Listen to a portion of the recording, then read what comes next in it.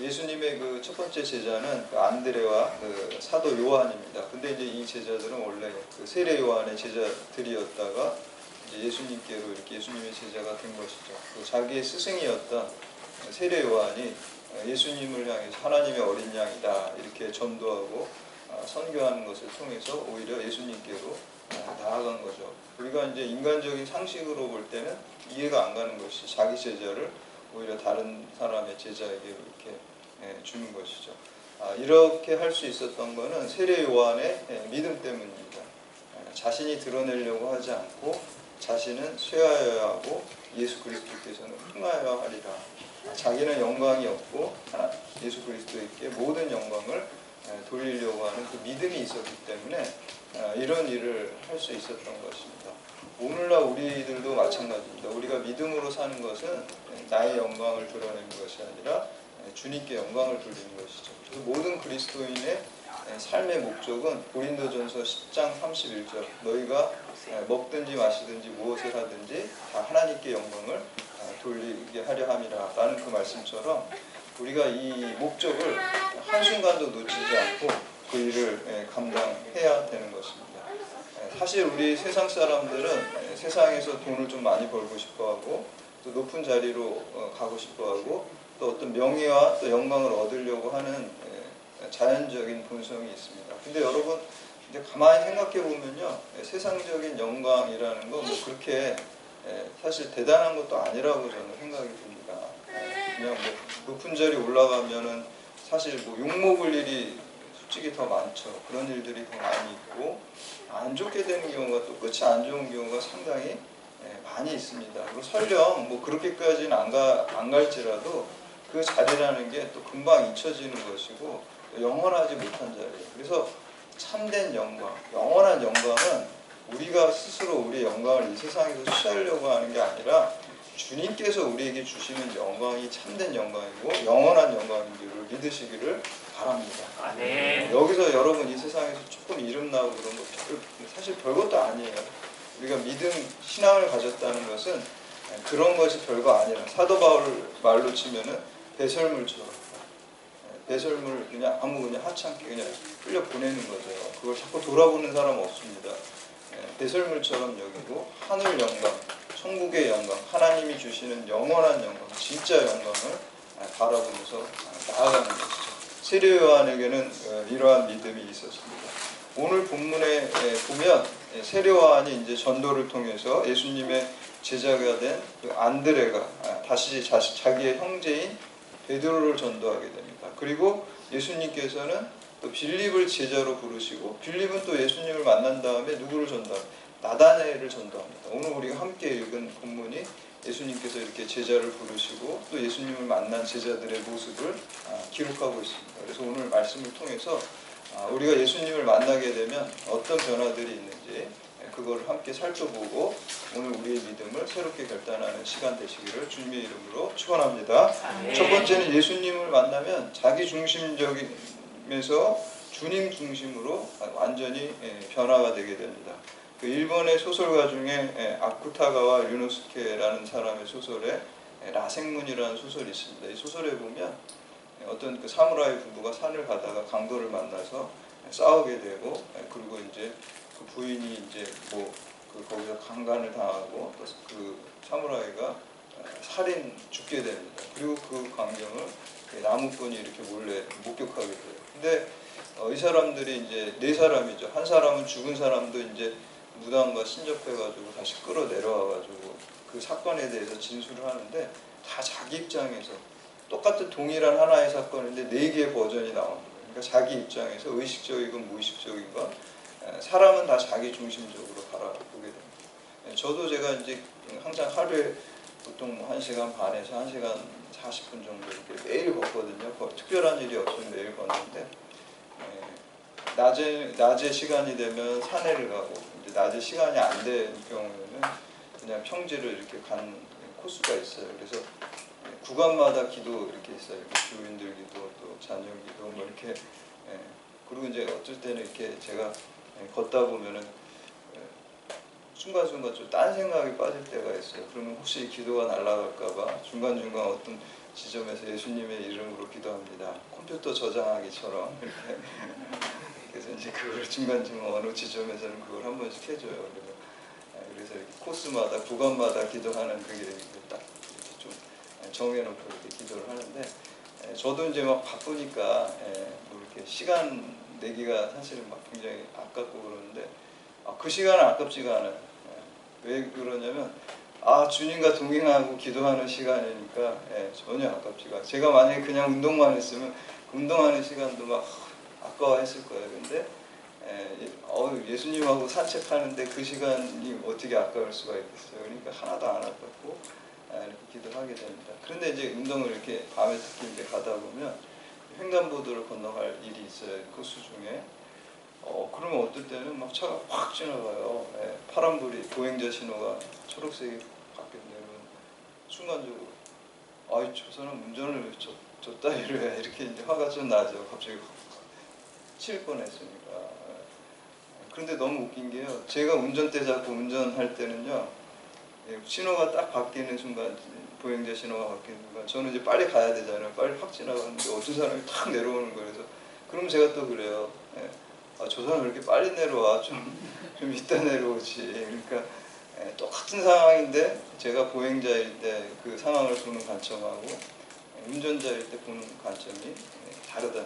왜 그렇습니까? 자기중심적이에요. 사람은 다 자기중심적입니다. 그런데 오늘 본문 말씀해 보니까 예수님을 만나면 자기중심적인 시각에서 주님 중심적인 시각으로 그것이 완전히 바뀌게 되는 것입니다. 여러분, 그 세례요한이 제일 처음에 그 주얘기를 예비하면서 선포한 게 회개하라는 회개의 복음이었어요. 회개하라, 천국이 가까웠느니라. 여러분, 이 회개라는 것은 존 웨슬리 목사님 얘기에 의하면 구원의 입구라 그랬어요. 그러니까 우리가 구원에 들어갈 때 가장 그 현관문 같은데, 대문 같은 데가 회개를 먼저 하는 거예요. 회개를, 죄를 씻어낸 다음에 복음을 우리가 받아들일 수 있다라는 것입니다. 그래서 회개가 제일 중요하고요. 회개라는 것은 이제 헬라어로 메타노이아, 방향 전환이라는 뜻입니다. 뉴턴이라는 뜻인데요. 나 중심의, 내 욕망 중심의 삶에서 하나님 중심으로 방향을 전환하고 뉴턴을 하는 것입니다. 그래서 내 중심에서 하나님 중심, 예수님을 만나게 되면 그런 변화가 있게 되는 것입니다. 더군다나 그냥 우리가 머리로만 그런 방향 전환하는 것이 아니라 일시적인 감정으로만 하는 게 아니라 우리의 의지와 삶에 적용해서 지정의가 다 돌아질 때 그게 진짜 회개입니다. 온전한 회개예요. 근데 우리가 회개에 실패하는 이유가 머리로만 그냥 깨닫고 일시적인 감정으로만 깨닫고 의지와 삶에 적용을 하지 않기 때문에 열매가 없는 겁니다. 거기까지 하나님께서 우리를 만들어 주실 때는 그 지정의를 가지고 우리를 만드셨다는 것은 그 모든 것이 다 돌이켜져야지 진정한 열매가 있는 것입니다. 그래서 우리가 그런 회개를 해야 되고요. 특별히 오늘 본문에 나오는 예수님의 그 처음 제자들의 공통점을 보면 모두 예수님을 만나자마자 자기 중심에서 주님 중심으로 다 바뀌었어요. 그러니까 주님을 제대로 만나면 나 중심적인 게 없어져요. 주님 중심, 생각 자체가 그렇게 돼요. 그래서 우리가 저도 맨날 기도하는 것 중에 하나가 저의 생각과 저의 말과 저의 행동이 주님 뜻에 맞도록 하게 해달라는 기도를 맨날 해요. 그 기도를 하지 않으면 우리가 내 중심적으로 내가 생각하게 되고 마음을 먹게 되고 또 말하게 되고 또 행동하게 됩니다. 그래서 저도 그렇게 기도하지만 여러분도 좀 그렇게 기도하시기를 또 권면합니다. 좋은 기도 같아요. 그게 항상 우리가 주님 중심으로 생각하고 주님 중심으로 마음을 먹고 우리가 순간적으로 잘못된 마음을 딱 들 때 회개하게 되죠. 이게 주님과 안 좋아하시겠는데 이렇게 해서 얼른 돌이킬 수 있는 것이 우리가 발전적입니다. 그래서 그 논어에 보면 그렇잖아요. 그런 말이 있잖아요. 공자님 말씀 중에도 내가 잘못한 것을 깨닫게 되면 즉시 고치는 게 군자다. 그렇게 얘기를 하고 있습니다.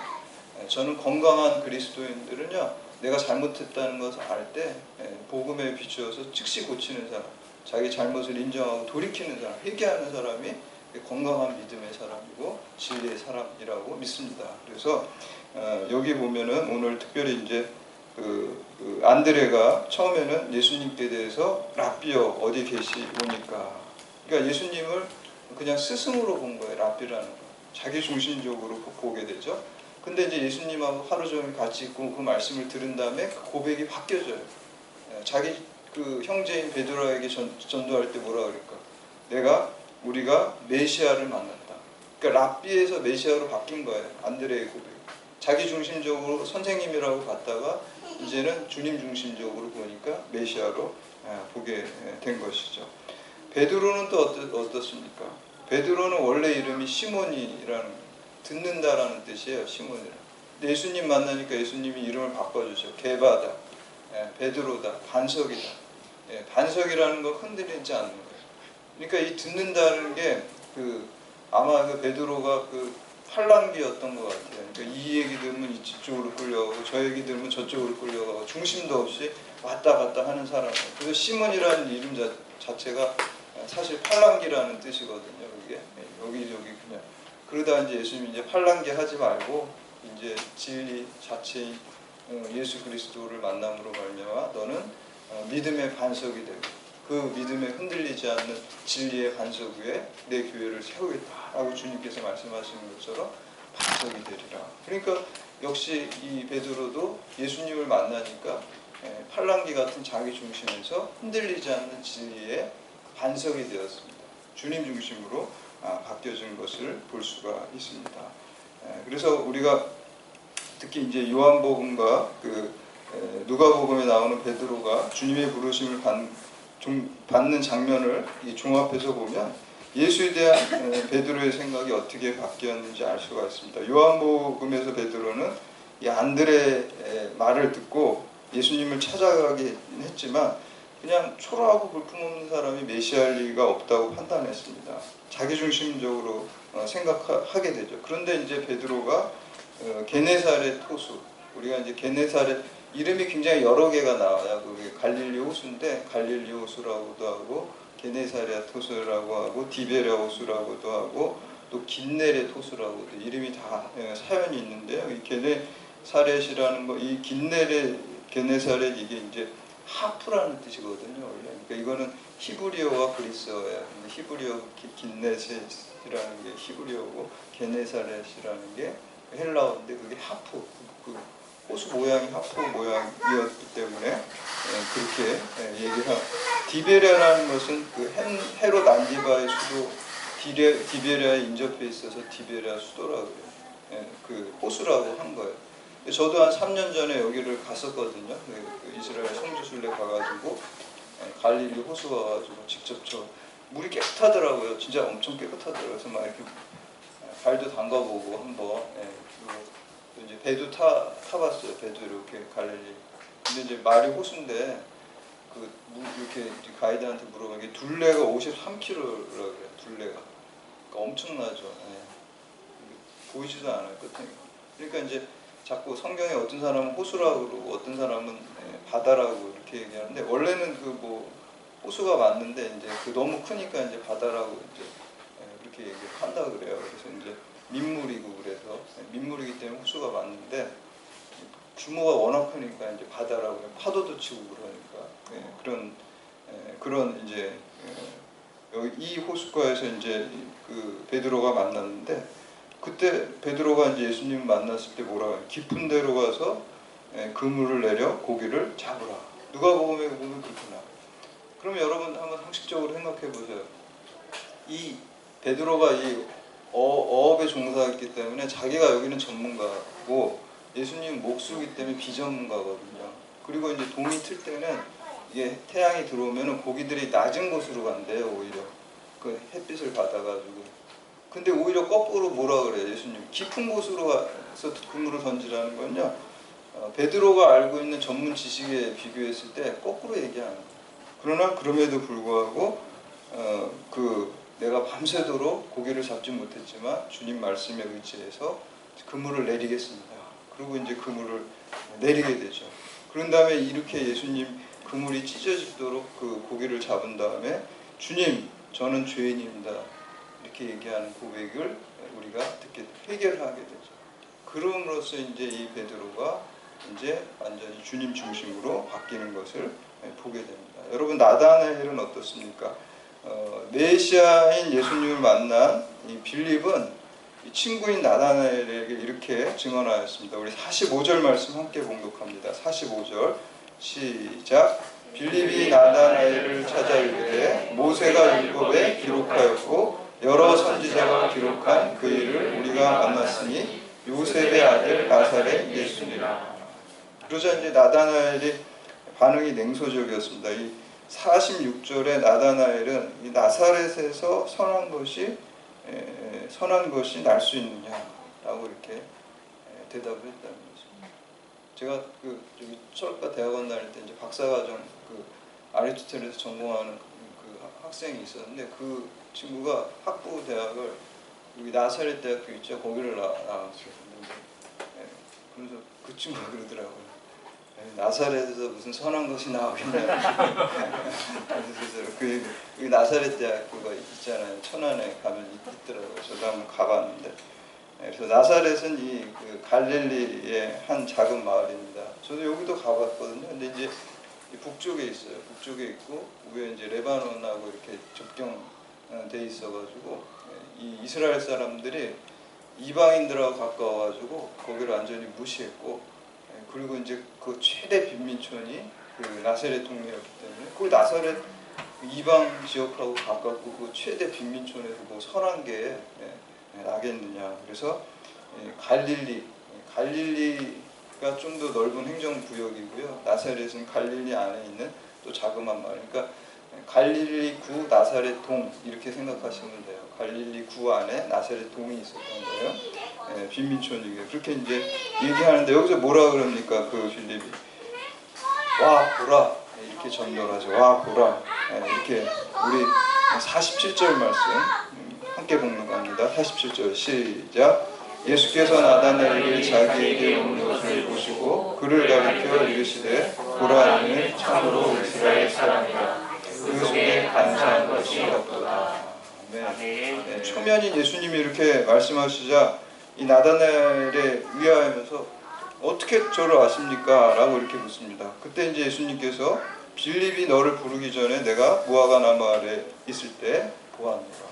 이게 무슨 의미일까요? 이 무화과 나무는 이스라엘에서 굉장히 흔한 나무고요.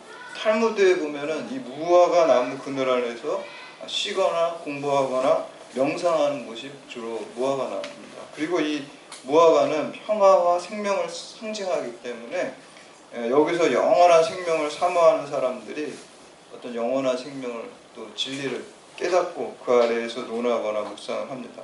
그래서 예수님께서 내가 무화과 나무 있을 때 보았다라고 이 말씀하신 거는 그냥 외적인 모습을 얘기하는 게 아닙니다. 그 나다나엘이 그 속으로 영원한 생명을 갈구하고 또 목말라 하는 것을 예수님이 너의 내면을 보고 내가 알았다라는 그 의미를 꿰뚫어 보신 거죠. 그러니까 이제 깜짝 놀랄 수밖에 없는 거예요. 이거 뭐 처음 보는 분이 내 마음속을 내 갈망과 갈증과 목마름을 꿰뚫어서 얘기하시니까 이제 시각이 자기가 완전히 바뀌면서 이렇게 고백하죠. 49절 말씀 함께 봉독합니다. 49절 시작. 나다나엘이 대답하되 라비여 당신은 하나님의 아들이시오 당신은 이스라엘의 임금이시로이다. 아멘. 나사렛에서 선한 것이 무엇이냐? 무엇이 있겠냐? 자기중심적인 생각에서 예수님 만나니까 어떻게 됩니까? 주님 중심으로 하나님의 아들이요 이스라엘의 임금이라고 주님 중심으로 그 시각이 바뀌게 됩니다.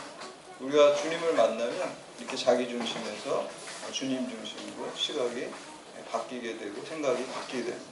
두 번째 예수님 만나면 주님을 증거하는 사람이 됩니다. 요즘엔 그렇지 않지만 옛날에 어르신분들은 이 남아선호 선상이 있잖아요. 저희 어머니 세대만 해도 그러시더라고요. 그래서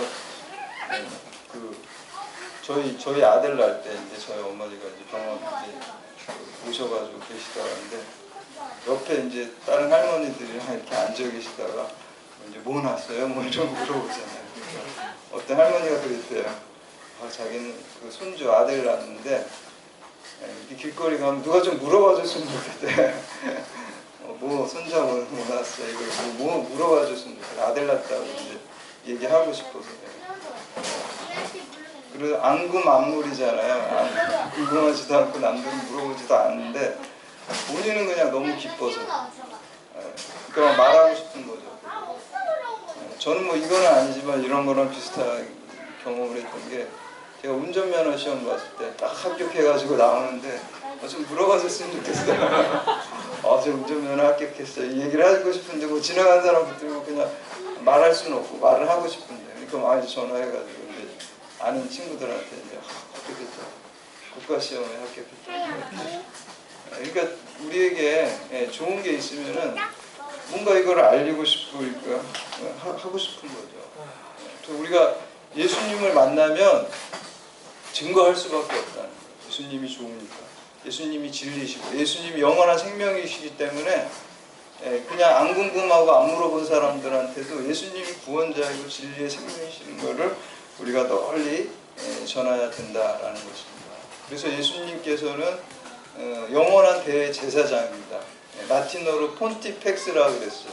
폰티펙스 대제사장이라는 것은 브릿지 빌더입니다. 영어로. 그리고 한국말로 다리를 놓는 사람.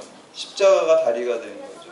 하나님과 우리 사이에 죄로 인해 단절되었던 것을 예수님께서 십자가 영원한 대제사장이 돼서 우리의 죄를 대속하시고 우리가 그 십자가의 다리를 통해서 하나님과 우리 사이에 그 단절된 것을 그 다리를 통해서 갈 때 그것을 우리가 구원이라고 해요. 그런데 믿지 않는 사람들은 하나님을 직접 가는 게 아니라 바로 우리 그리스도인들을 통해서 가는 것입니다. 그러니까 우리가 또 너희는 왕같은 제사장이라고 그랬잖아요. 모든 성도 여러분들이 다 제사장이 되는 거죠.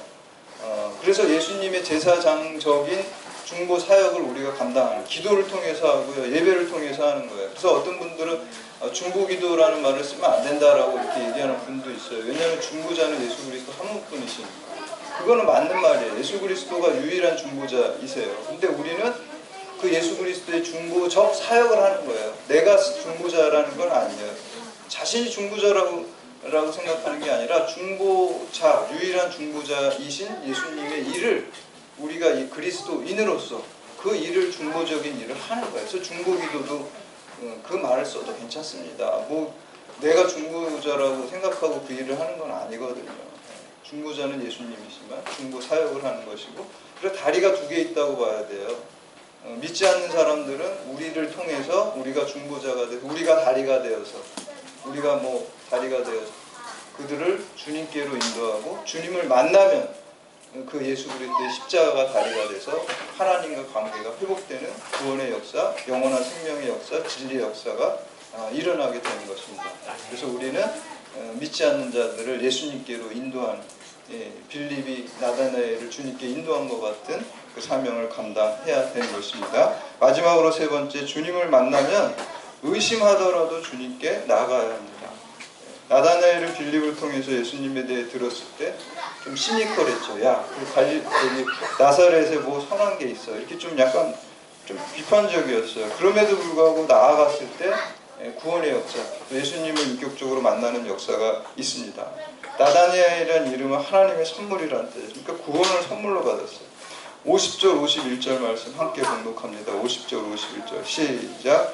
예수께서 대답하여 이르시되 내가 너를 무화과 나무 아래에서 보았다 함으로 믿느냐. 이보다 더 큰 일을 보리라. 또 이르시되 진실로 진실로 너희에게 이르노니 하늘이 열리고 하나님의 사자들이 인자 위에서 오르락내리락 하는 것을 보리라 하십니다. 아멘. 예수님께서는 이 야곱이 베델에서 보았던 사다리처럼 하늘과 땅을 잇는 영원한 대제사장입니다. 야곱이 베델에서 돌베개하고 꿈꿀 때 뭐 하늘까지 있는 다리가 천사들이 오르락내리락 하는 것을 보았다고 그러죠. 이 말씀이에요, 사실. 근데 오르락내리락 하는데 예수 그리스도께서 바로 그 사다리와 같은 하늘을 잇는 그러한 사다리와 같은 존재를 보았기 때문에 이 나다나엘은 그 야곱이 보았던 것보다 더 큰 실체이신 그 자체이신 그 사다리가 자체이시고 진리 자체이신 성자 예수님을 만났기 때문에 야곱보다 사실은 더 큰 것을 보았다는 것입니다. 그래서 그 우리가 믿음 생활하면서 의심이 될 때가 있어요. 순간순간. 그러나 그럼에도 불구하고 우리가 기도하고 말씀 앞에 나오고 예배 앞에 나아갈 때 나다나엘과 같이 진리 자체이신 예수 그리스도를 더 깊이 있게 만나는 체험을 할 수가 있게 되는 것입니다. 여러분, 위험이 없이 용기가 존재할 수 없습니다. 의심이 없이 믿음이 존재할 수가 없는 것입니다. 우리 삶 가운데 의심의 파도가 몰려올지라도 우리가 믿음으로 주님께 나아갈 때 더 큰 믿음으로 우리를 주님께서 채워주십니다. 그러므로 믿음이라는 것은 그러므로가 아니라 그럼에도 불구하고 의심의 파도가 밀려올지라도 그럼에도 불구하고 주님께 나아갈 때 더 큰 믿음으로 천국으로 나아갑니다. 우리 마태복음 11장에 보면은 세례 요한의 때부터 지금까지 천국은 침노를 당하나니 침노하는 자는 빼앗느리라 그랬어요. 이 표준 세번역에 보면 하늘나라는 힘을 쓰는 사람들이 그것을 차지한다.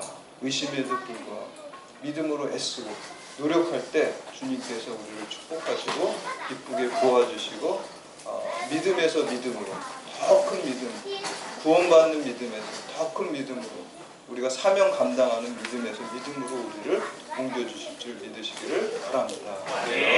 여러분, 오늘 그 주님 만나는 이러한 변화를 가지고 또 널리 주님을 전파하는 사명을 잘 감당하시기를 주님의 이름으로 축원합니다. 이제 다 같이